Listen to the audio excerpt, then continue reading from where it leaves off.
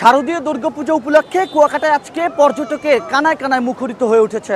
আপনাদেরকে জানিয়ে রাখতে চাই যে শারদীয় দুর্গাপূজা উপলক্ষে কুয়াকাটায় লম্বা ছুটিকে কেন্দ্র করে কুয়াকাটাকে বেছে নিয়েছে প্রায় হাজার হাজার পর্যটক। তবে একটি দুঃখের সংবাদ রয়েছে, বঙ্গোপসাগরে একটি নিম্নচাপ সৃষ্টি হয়েছে।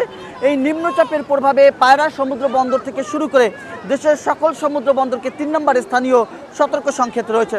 তবে উত্তাল ঢেউগুলোকে সুন্দরভাবে উপভোগ করছে পর্যটক। আমি এই মুহূর্তে সেই দৃশ্য আপনাদেরকে দেখানোর চেষ্টা করছি।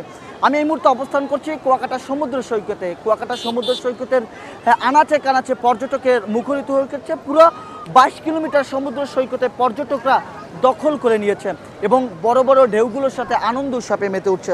এছাড়াও বিভিন্ন বয়সী পর্যটকরা, শিশু থেকে শুরু করে বৃদ্ধ, সবাই পর্যটকদের একটি আনন্দমুখর পরিবেশ বিরাজ করছে। আমি এই বিষয়ে পর্যটকদের সাথে কথা বলেছি, তারা আমাদেরকে জানিয়েছে যে শারদীয় দুর্গাপূজা উপলক্ষে কুয়াকাটায় পর্যটন কেন্দ্রকে তারা বেছে নিয়েছে এবং উত্তল ঢেউয়ের সাথে তারা আনন্দ উৎসবে মেতে উঠছে।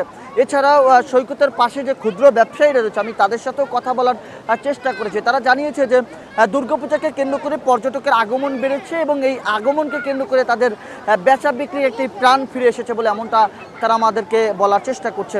তবে দুঃখের বিষয় হলো গভীর বঙ্গোপসাগরে একটি নিম্নচাপ সৃষ্টি হয়েছে।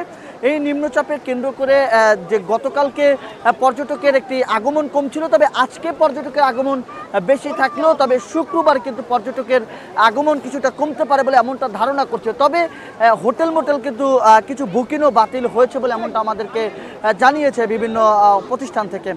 তবে হোটেল মোটেল অনার্স অ্যাসোসিয়েশনের পক্ষ থেকে আমাদেরকে জানানো হয়েছে যে গতকালকে অর্থাৎ আগামীকালকে পর্যটকের যে আগমন ঘটবে তা আজকে থেকেও অতিরিক্ত পর্যটকের আগমন ঘটবে বলে এমনটা তারা আমাদেরকে জানিয়েছে।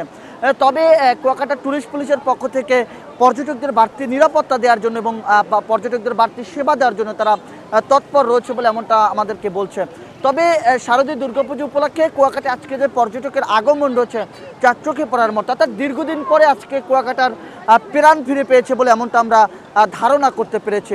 এছাড়া সমুদ্র সৈকতের পাড়ে যে ধর্মীয় স্থান রয়েছিল, যে একটি মন্দির রয়েছিল, সেই মন্দিরেও কিন্তু হিন্দু ধর্মাবলম্বীর শত শত মানুষ সেখানে আগমন ঘটেছে এবং সেখানে তাদের ধর্ম উৎসব পালন করছে।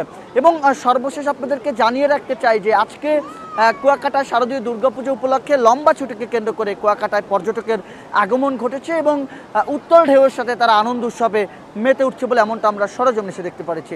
তো এই ছিল আমার কাছে শারদীয় দুর্গাপূজার সর্বশেষ এবং আবহাওয়ার সর্বশেষ। জাহিদুল ইসলাম জাহিদ, কুয়াকাটা, বাংলা নিউজ।